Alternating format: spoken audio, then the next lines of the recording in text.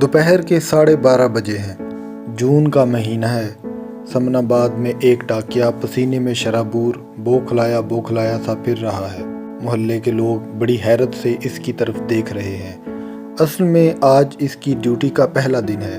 وہ کچھ دیر ادھر ادھر دیکھتا ہے، پھر ایک پرچون والے کی دکان کے پاس سائیکل کھڑی کر کے دکاندار کی طرف بڑھتا ہے۔ قاتل سپاہی کا گھر کون سا ہے؟ اس نے آہستہ سے پوچھا۔ دکاندار کے پیروں تلے سے زمین نکل گئی۔ اس کی آنکھیں خوف سے ابل پڑیں۔ قاتل سپاہی؟ مجھے کیا پتا؟ اس نے جلدی سے دکان کا شٹر گرا دیا۔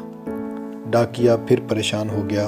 اس نے بہت کوشش کی کہ کسی طریقے سے قاتل سپاہی کا پتہ چل جائے، لیکن جو کوئی بھی اس کی بات سنتا چپکے سے کھسک جاتا۔ ڈاکیا نیا تھا، نہ جان نہ پہچان، اور اوپر سے قاتل سپاہی کے نام کی رجسٹری۔ آخر وہ کرے تو کیا کرے؟ کہاں سے ڈھونڈے قاتل سپاہی کو؟ اس نے پھر نام پڑھا۔ نام اگرچہ انگلش میں تھا، لیکن آخر وہ بھی مڈل پاس تھا۔ تھوڑی بہت انگلش سمجھ سکتا تھا۔ بڑے واضح الفاظ میں قاتل سپاہی، غالب اسٹریٹ، سمن آباد لکھا ہوا تھا۔ 2 گھنٹے تک گلیوں کی خاک چھاننے کے بعد وہ ہانپنے لگا۔ پہلے روز ہی اسے ناکامی کا منہ دیکھنا پڑا۔ اب وہ اپنے پوسٹ ماسٹر کو کیا منہ دکھائے گا؟ اس کا حلق خشک ہو گیا اور پانی کی طلب محسوس ہوئی۔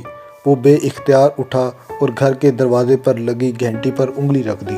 اچانک اسے زوردار جھٹکا لگا۔ جھٹکے کی اصل وجہ یہ نہیں تھی کہ گھنٹی میں کرنٹ تھا، بلکہ گھنٹی کے نیچے لگی ہوئی پلیٹ پر انگلش میں قاتل سپاہی لکھا ہوا تھا۔ خوشی کی لہر اس کے اندر دوڑ گئی۔ اتنی دیر میں دروازہ کھلا اور ایک نوجوان باہر نکلا۔ ڈاکیے نے جلدی سے رجسٹری اس کے سامنے کر دی۔ کیا آپ کا ہی یہ نام ہے؟ نوجوان نے نام پڑھا اور کہا، نہیں، یہ میرے دادا ہیں۔ ڈاکیے نے جلدی سے پوچھا، کیا نام ہے ان کا؟ قتیل شفاہی، نوجوان نے بڑے اطمینان سے کہا۔